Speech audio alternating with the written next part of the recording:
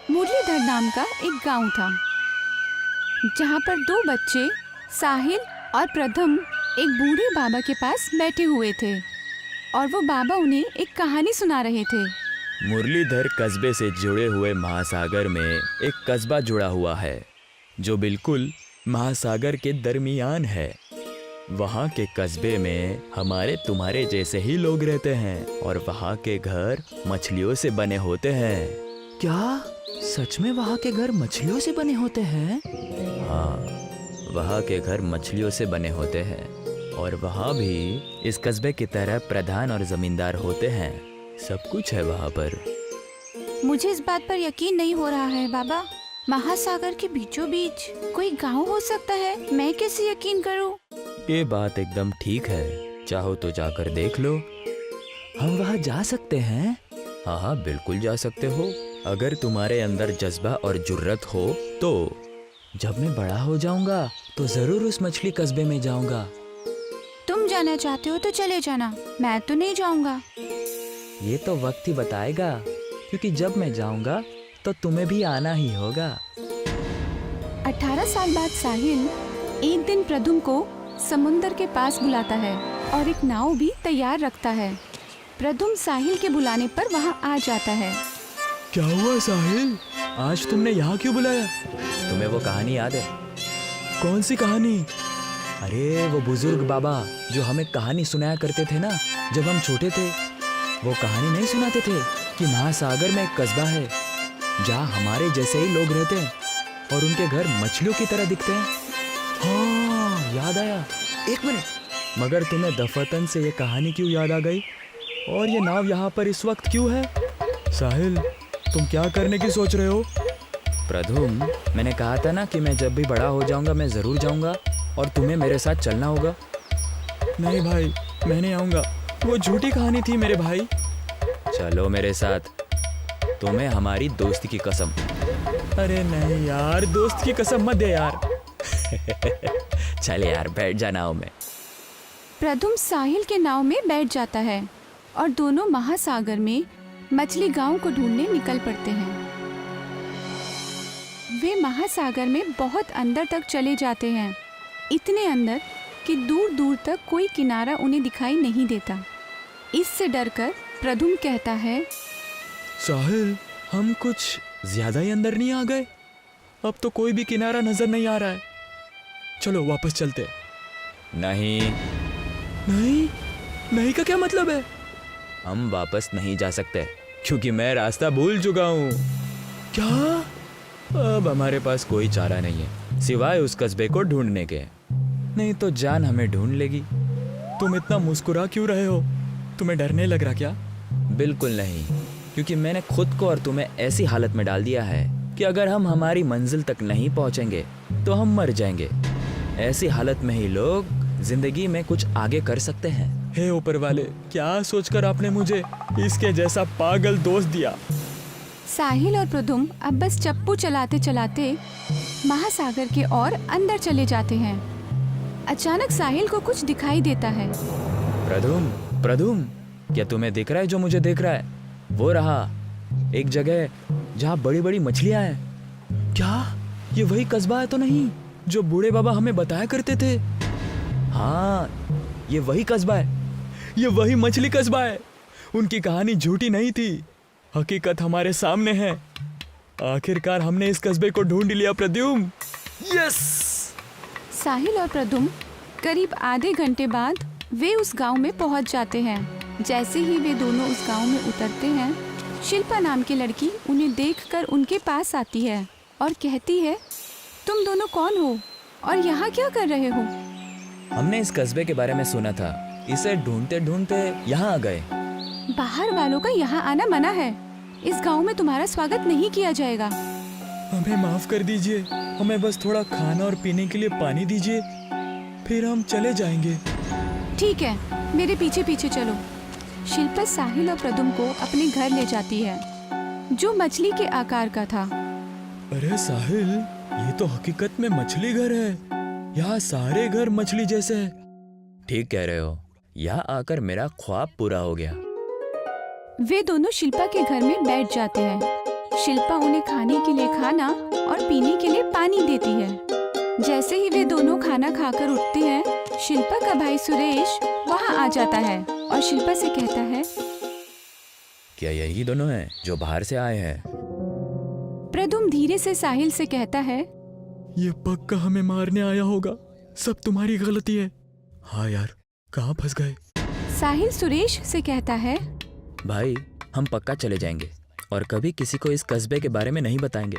हाँ भाई, सच में हम लोग इस समंदर में कभी पैर भी नहीं रखेंगे, बस हमें माफ कर दो। अच्छा, तुम दोनों को लगता है कि मैं कोई गुंडा हूँ? दरअसल हम लोगों को आपकी मदद चाहिए इस गांव को बचाने के लिए। किससे? हमारे प्रधान से। 1 महीने पहले की बात है। 1 महीने पहले हमारे कस्बे ने प्रधान को चुना और हमारे प्रधान को जादुई मोती की माला पहनाई, जिसे पहनने के बाद प्रधान के पास जादुई ताकत आ जाती है, जिसकी वजह से अगर कस्बे वाले प्रधान की बात नहीं मानते, वो अपनी ताकत से सबको काबू में कर लेता है। हमारे कस्बे में एक जादुई आईना भी है जो हमारे कस्बे और बाहर की दुनिया को जोड़ लेता है। वो अपनी शक्तियों का इस्तेमाल करके उस आईने को अपने घर में रख लिया है। अब मैं बाहरी दुनिया में भी अपना डंका बजाऊंगा। मैं इस कस्बे में आसानी से मिलने वाले मोतियों को बाहर बेचकर बहुत रईस हो जाऊंगा और अपने ताकत का इस्तेमाल करके कस्बे वालों के ही मोती बिनने के लिए कहूंगा। प्रधान इतना लालची इंसान निकलेगा, ये मैंने कभी सोचा नहीं था। हमारे गांव के मोतियों में जादुई ताकत होती है। अगर उनके साथ कोई छेड़छाड़ करे तो उनकी समस्याएं हमारे गांव को भी झेलनी पड़ती हैं। तो आप चाहते क्या है? इसमें हम आपकी कैसे मदद कर सकते हैं? क्योंकि आप इस कस्बे के नहीं हैं, तो प्रधान की शक्तियों का असर आप पर नहीं होगा। ओह, समझ गया, बिल्कुल समझ गया। आप चाहते हैं कि हम उस प्रधान से वो आईना जो बाहरी दुनिया को इस मछली कस्बे से जोड़ता है, उसे उसके घर से चुरा ले, यही ना? वो वापस से अपने मोतियों की ताकत का इस्तेमाल करके वो आईना ले लेगा।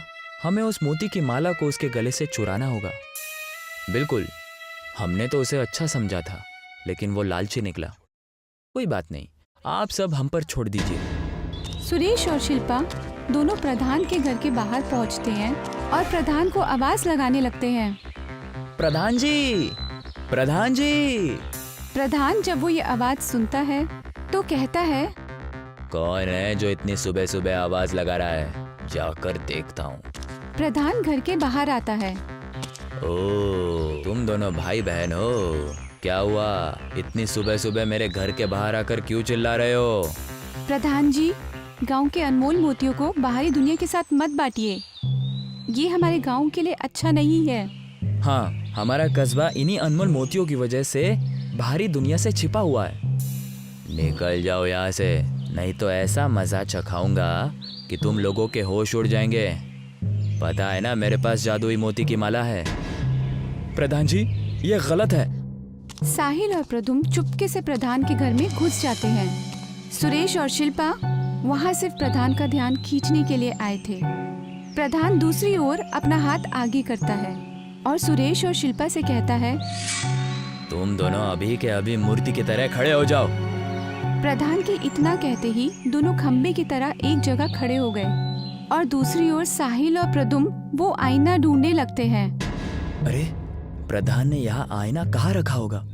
पता नहीं, जल्दी ढूंढो, नहीं तो ये आदमी हमें खंबा ना बना दे। इसका जादू शायद हम पर काम नहीं करेगा। और अगर कर लिया तो? और नहीं किया तो? साहिल और प्रद्युम्न प्रधान के घर में झगड़ने लगते हैं। इतने में ही प्रधान उनकी आवाज सुनकर अंदर आ जाता है। कौन है अंदर? सामने आओ, नहीं तो खंबा बना दूंगा। साहिल प्रधान के कमरे में भाग जाता है। जब प्रधान अंदर आकर साहिल को देखता है तो वो कहता है, तुम कौन हो? पक्का तुम मेरा जादुई आईना चुराने आए थे? नहीं, बिल्कुल नहीं, मैं और मेरा दोस्त तो। तुम्हारा दोस्त? तुम तो अकेले खड़े हो। हाँ? प्रद्युम्न जब इधर उधर देखता है तो उसे साहिल कहीं नजर नहीं आता। धोखेबाज, मुझे अकेला छोड़कर भाग गया, उसे तो मैं छोड़ूंगा नहीं। तैयार हो जाओ खंबा बनने के लिए। प्रद्युम्न अपनी आंखें बंद कर लेता है और प्रधान प्रद्युम्न से कहता है, मेरी ताकत दिखाओ अपनी जादू और बनाओ इसे खंबा। प्रद्युम्न पर उसकी ताकत का कुछ असर नहीं होता और पीछे से साहिल चुपके से आकर प्रधान के गले से उसके मोतियों की माला खींचकर उसके गले से निकाल देता है।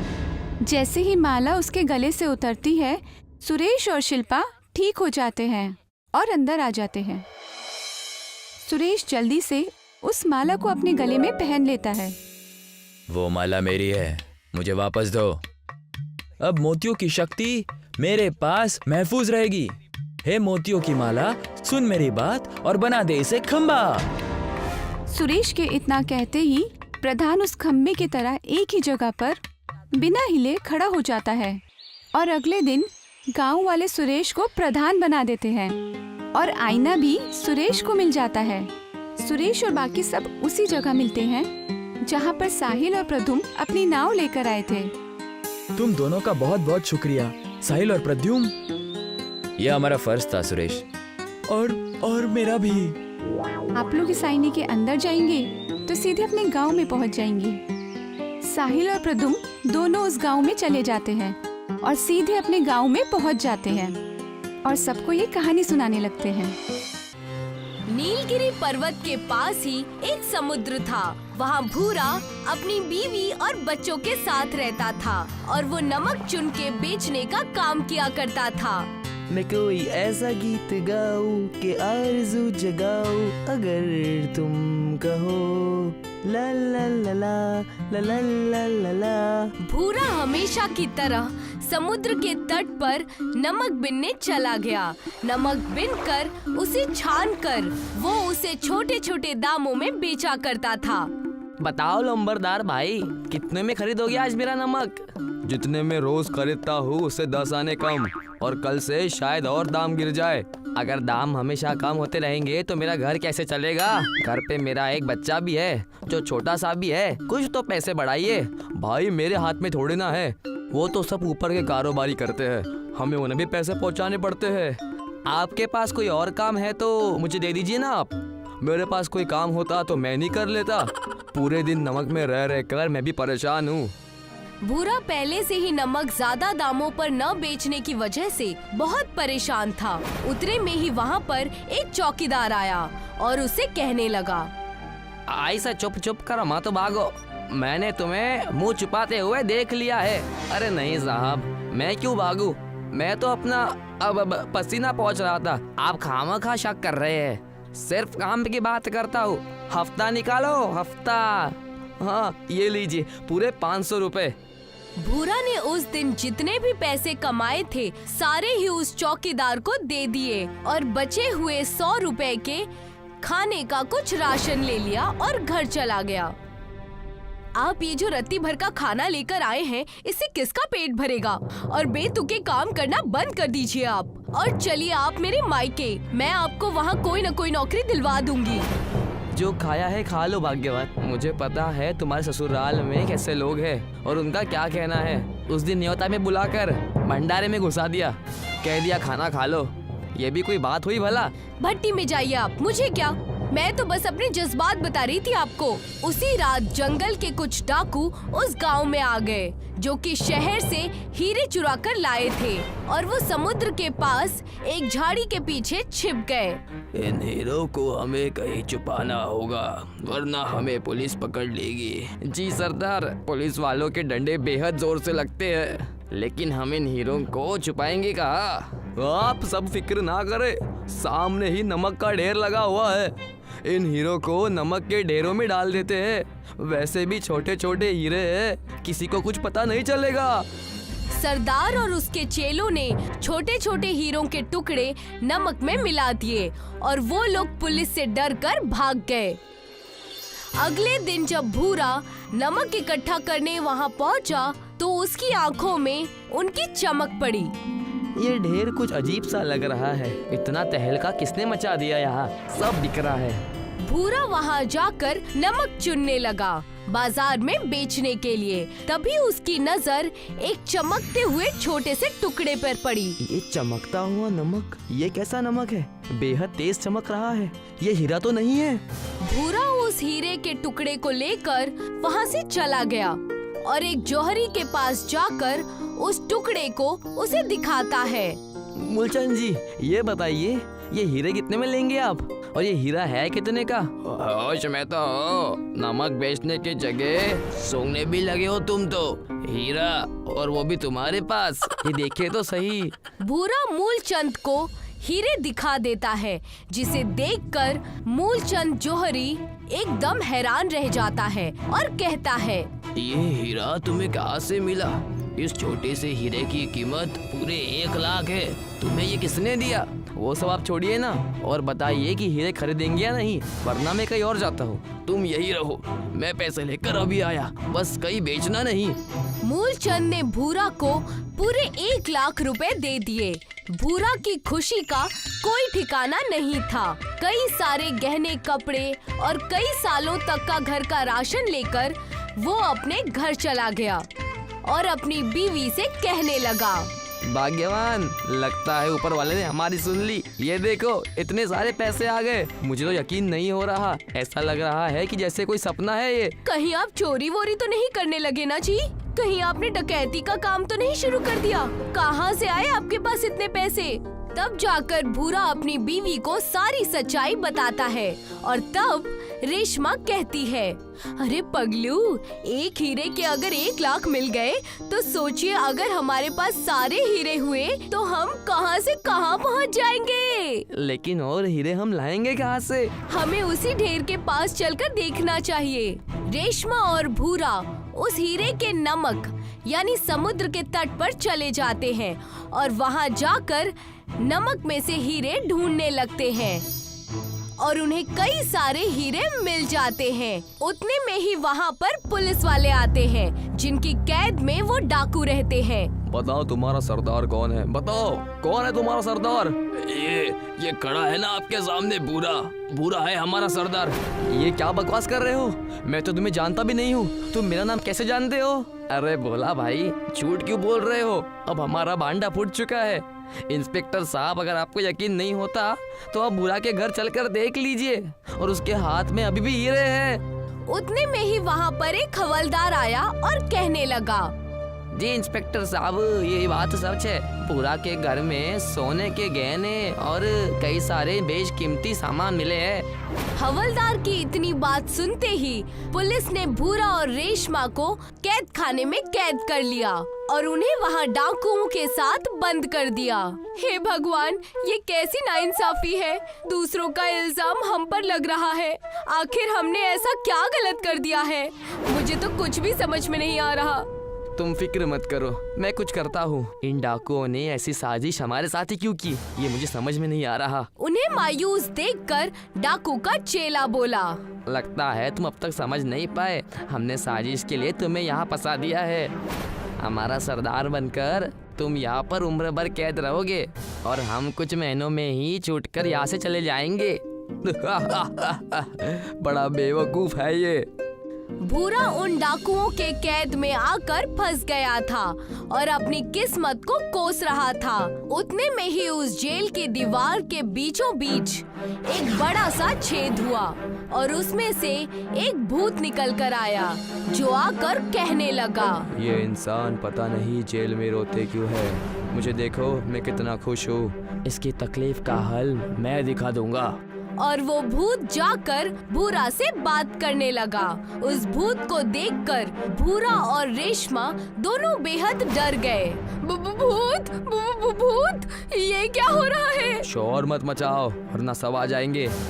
मैं इसी जेल का भूत हूँ। कई साल पहले मुझे यही सजा मिली थी, तब से मैं बेगुनाह को यहाँ से रिहा कर देता हूँ। चलो, कम से कम एक भूत तो है जिसे हम बेगुनाह लगे। कैसे रिहा करोगे हमें? तुम दोनों को ही उस जेल में रखे हुए पानी पर ये हल्दी लगा देनी है। ये जादुई हल्दी है जिसे पीकर सारे पुलिस वाले सारा माजरा समझ जाएंगे और तुम निर्दोष साबित हो जाओगे। उस मटके पर हम हल्दी कैसे लगाए? हम अंदर कैद है, आप ही लगा दीजिए ना। भूरा की बात सुनकर भूत ने मटके की पानी पर हल्दी लगा दिए और जब पुलिस वालों ने हल्दी वाला पानी पिया तो उन्हें सारी सच्चाई नजर आ गई। उन्हें सच का पता चल गया। तुम बाइज्जत बरी किए जाते हो। इन डाकुओं को सजा मिलेगी। हमें माफ करना। रेशमा और भूरा दोनों ही अपने घर चले गए और दोनों मायूस हो गए। तब उनकी नजर उनके घर पर पड़ी। उनके घर पर रखे हुए नमक चमक रहे थे। ये क्या हो रहा है? ये नमक चमक क्यों रहा है? अरे ये तो हीरो के नमक है। अब ये कैसे हुआ? ये तो नामुमकिन है। ये सब जरूर उस जेल वाले भूत के ताकत का कमाल है। उसने हमारी जिंदगी बदल दी। और क्या था, भूरे के घर में रखे हुए नमक हीरे के बन गए थे। भूरा उसे बेचकर बहुत बड़ा रईस आदमी बन गया। हीरे की नमक बेचने से उसका कारोबार धमाकेदार चलने लगा और उन पैसों से भूरा लोगों की मदद करने लगा और अपनी जिंदगी खुशी खुशी बिताने लगा। ये कहानी समुद्र के लुटेरे शमशेर की है, जो कि जाना माना समुद्री लुटेरा था। अपने साथियों के साथ उधम मचाना ही उसका काम था। शमशेर और उसके साथियों को जैसे ही मौका मिलता वो आकर गांव और बस्तियों को लूट कर चले जाते। मैंने सुना है कि रामनगर में सोने की खदान है, वहाँ हमें जाना चाहिए। उस जगह से इतना सोना आ जाएगा कि पूरी जिंदगी ऐशो आराम से गुजर जाएगी। जी उस्ताद, मैं तो थक गया हूँ इस लूटमारी से। एक बारी हमला करेंगे, जमकर करेंगे। शमशेर अपने साथियों के साथ उस सोने के खदान में पहुंच जाता है और वहां जाते ही उसे समुद्र देवता का श्राप लग जाता है। कपटी दुष्ट, तू यहाँ तेरे करतूतों की वजह से नहीं बल्कि मेरी माया की वजह से आया है। इस सोने की खदान में जो भी आएगा वो समुद्र में बंदी बन जाएगा। तेरा पूरा जीवन तुझे उसी एक टापू पर बिताना होगा और अगर एक भी कदम बाहर रखा तो तुम्हारे प्राण संकट में होंगे। उस टापू से निकलने का उपाय सिर्फ लोगों की सेवा करना है। नहीं, ऐसा मत करो, नहीं। समुद्र देवता के श्राप से शमशेर और उसके साथी एक टापू में फंस गए थे, जहां कई साल रहने के बाद भी उन्हें आजादी नहीं मिली थी। पूरे 2 साल हो गए, ना हम बाहर जा सकते हैं और ना ही हमारे पास कोई आ सकता है। ये कैसा गुनाह किया है हमने? क्या करे उस्ताद, मैं भी आपके साथ फंस गया हूँ। ये बद्दुआ कैसे टूटेगी ये मुझे भी पता नहीं। समुद्र देवता का श्राप लोगों की भलाई और लोगों की मदद करने से ही टूटेगी, इसके अलावा उसका कोई उपाय नहीं है। शमशेर और उसके साथी बात कर ही रहे थे कि समुद्र से एक लकड़ी के छोटे से टुकड़े में रघुवीर उनके पास पहुंचा, जो कि बेहद बुरी हालत में था। बचाओ मुझे, बचाओ, बचाओ मुझे, मैं डूब ना जाऊं। मालिक, वो देखिए, वहाँ से एक आदमी आ रहा है और वो कहीं डूब ना जाए। मैंने 2 साल में आदमी पहली बार देखा है। इसे इस टापू में बुलाओ, हमारी सारी मदद हो जाएगी। जी, ये रस्सी समुद्र में डाल दो और उसे हमारे पास खींच लो। उन समुद्री लुटेरों ने रघुवीर के लकड़ी के छोटे से टुकड़े के पास एक रस्सी फेंकी और उसे अपने टापू पर खींच लिया। शुक्रिया, शुक्रिया, तुमने हमारी जान बचाई, वरना क्या होता पता नहीं। तुम सब लोग हो कौन? हम समुद्री लुटेरे हैं, इस टापू पर कैद है और तुम हमारी उम्मीद हो जो हमें यहाँ से बाहर निकाल सकेगी। रघुवीर उनकी बातें सुनकर डर गया। तब शमशेर ने उसे सारी बातें बताई। तुम सबके साथ तो बहुत बुरा हुआ है मालिक, अब कैसे बाहर निकलोगे? मेरा तो चलो ठीक है, मैं किसी न किसी की मदद ले लूंगा, लेकिन तुम लोग, तुम हमें यहाँ चढ़ाने आए हो या हमारी मदद करने? और याद रखना, मैं समुद्री लुटेरा हूँ। तुमने कहा श्राप लोगों की मदद करने से टूटेगा, तो क्यों ना तुम ढाबा खोल लो। तुम्हारी नाव से मैं लोगों को यहाँ ले आया जाया करूँगा, जिससे लोगों का आना जाना होगा। तुम इस टापू में ही रहोगे और इससे तुम्हारी सारी तकलीफें भी दूर हो जाएंगी। और मैं झींगे मछली सब बहुत अच्छा बनाता हूँ। सही कहा रघुवीर भाई ने, एक यही जरिया है हमारे बाहर जाने का। तो फिर ठीक है, हम आज से ही सारी तैयारी करेंगे। इस टापू से लकड़ियाँ काट कर एक बढ़िया बड़ा सा ढाबा या रेस्टोरेंट बनवाओ। शमशेर की बात सुनकर उसके साथियों ने वैसा ही किया। एक बड़ा सा समुद्री ढाबा बनाकर तैयार कर दिया। ये हुई मेरी समुद्री ढाबा बनकर तैयार। रघुवीर, इसके आगे अब सब तुम्हें देखना है। कैसे भी कर ग्राहकों को बढ़ाओ। तुम उसकी चिंता मत करो, मैं लोगों को कैसे भी कर ले आऊंगा। तुम बस अच्छे अच्छे खाना बनाकर तैयार रखो। तुम उसकी चिंता मत करो, जो आकर खाएगा उंगलियां चाट कर जाएगा। शमशेर और उसके साथी मिलकर ढाबे के लिए खाना बनाना शुरू कर देते हैं। सब मिलकर मछलियाँ, झींगे और कई सारे पकवान बनाकर तैयार कर देते हैं और रघुबीर के इंतजार में बैठ जाते हैं। दूसरी ओर रघुबीर लोगों को समुद्री ढाबे में आने की दावत देता है। आओ आओ, समुद्री ढाबे में आओ, अच्छे अच्छे पकवान खा कर जाओ, शहर की भाग दौड़ से बच जाओ। आओ आओ आओ, परिवार के साथ आओगे तो डबल ले जाओ, अपने बच्चों को खिलाओ। समुद्री ढाबा? ये क्या है भाई साहब? हम तुम्हें समुद्र के बीचों बीच ले जाकर ढाबे का खाना खिलाएंगे, ठीक पानी के बीच। ये सुनकर ही बेहद अच्छा लग रहा है। मैं सबको आपके ढाबे पर लेकर चलूंगी। समुद्री ढाबा? मैं भी आपके साथ चलूंगा। जल्दी करो, सब लोग समुद्र के किनारे वाली नाव पर चढ़ जाओ। तुम सभी को मैं समुद्री ढाबे पर लेकर चलूंगा। रघुबीर सबको नाव में बिठाकर समुद्री ढाबे में लेकर जाता है। वहाँ जाकर देखता है कि शमशेर और उसके साथियों ने अच्छे अच्छे पकवान बनाकर तैयार कर दिए हैं। शमशेर सभी ग्राहकों को देखकर बेहद खुश हो जाता है। वाह रघुबीर भाई, तुमने तो कमाल कर दिया। अगर इन सब का पेट अच्छे से भर जाएगा तो हम सब आजाद हो जाएंगे और हम दोबारा लुटेरा नहीं बनेंगे। सिर्फ हम घर जाकर अपना गुजारा करेंगे। बिल्कुल सही कहा, किससे चोरी करना अच्छा लगता है, वो तो हालात बुरे हो जाते हैं। चलो सबको खाना बांटो। शमशेर और उसके साथियों ने सबको खाना खिलाया। सब बड़े चाव से मछलियाँ खा रहे थे, जिसे देखकर रघुबीर और शमशेर दोनों ही बेहद खुश थे। मैं तुम्हें यहाँ से निकाल कर रहूंगा। हम ये काम करते रहेंगे। ये काम जब तक करना है जब तक समुद्र देवता प्रकट न हो जाए। वो जरूर हमारी गुजारिश सुनेंगे। रघुबीर शहर से लोगों को समुद्री ढाबे में लेकर आता है। लोग आते गए और शमशेर अपने समुद्री ढाबे से लोगों का पेट भरता गया।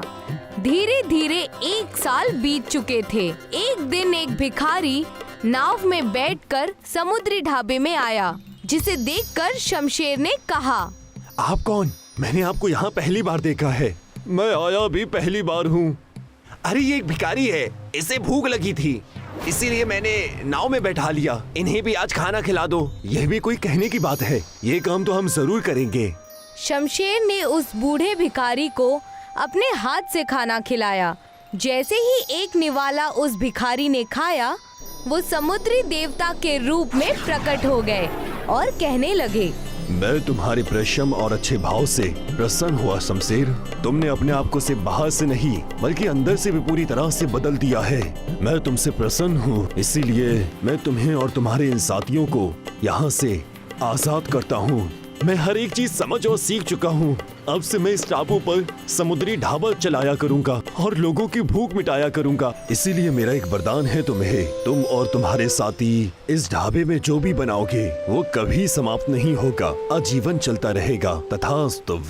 इतना कहकर समुद्री देवता गायब हो गए।